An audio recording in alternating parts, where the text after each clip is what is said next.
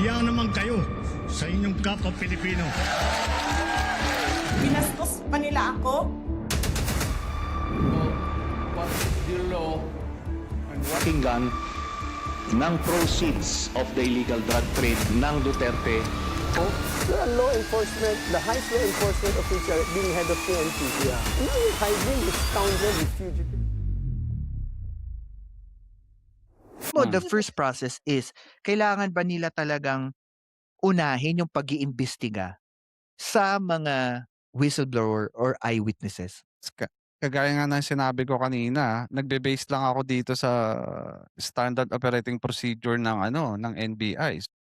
Ito naman ang sinasabi diyan. Ang number one sa kanila talaga is complaint or referral. An investigation usually begins when someone files a formal complaint, 'di ba, with the NBI. Ito yung sinasabi dito. Siyempre, by the book ako eh. Kung ako magde-decide, ako gusto ko by the book. So ano ba yung by the book? Itong number one. Itong complaint or referral. And Tama, then, pangalawa na yung sa case evaluation. The complaint is valid if the complaint is valid within their jurisdiction. There's doon yung magi-start yung point ng initial investigation.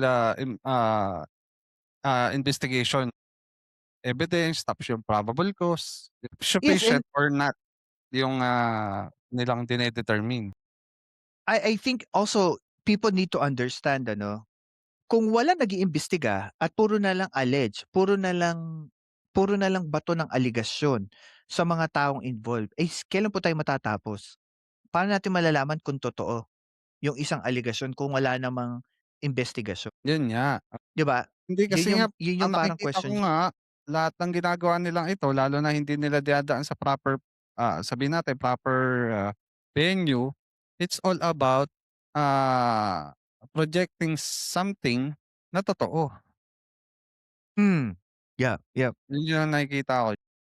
It's all public publicity.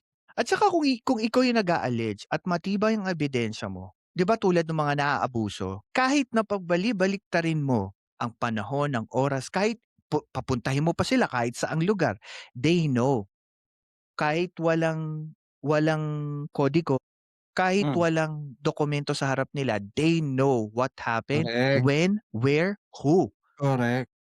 Actually, that's yan yung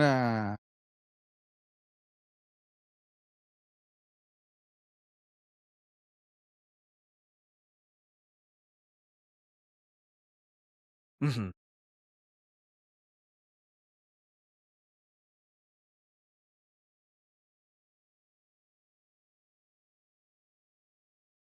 oo naman. Unang-una dinaan nila sa social media agad, sa ang tawag dito, sa mainstream 'di ba? Kung Mhm. ikaw talaga meron kang proper complaint at yung complaint mo naniniwala ka na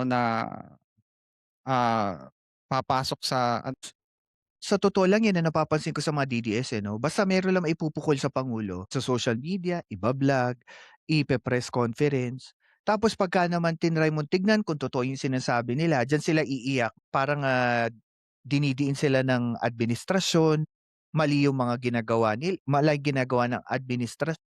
Pero kung tutuusin, paano mo naman mapo-prove yung sinasabi nila kung wala namang magpapatunay? Mhm. Naalala ko 'yan. Pero siguro tingin mo dito, sa ganitong klase ng imbestigasyon na pinapalabas di umano ni Mike Defensor at ang kanyang partido, tingin mo ba makakaapekto ito sa tiwala naman ng taong bayan sa NBI? Kumbaga ang punto mo lang is parang ang punto mo is more on just investigate it.